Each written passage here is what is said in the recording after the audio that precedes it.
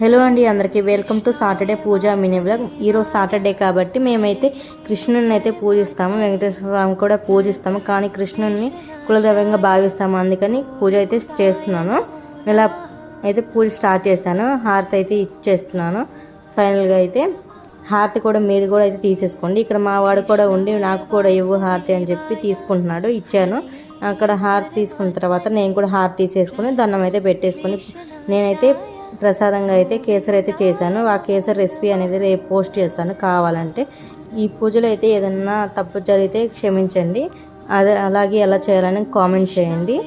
ఇక్కడ ఎక్కువైతే మాకు రెంట్ హౌస్ కాబట్టి పూజకు సపరేట్ గది అయితే ఏమీ లేదు, అందుకని ఇలా అడ్జస్ట్ చేసుకున్నాము.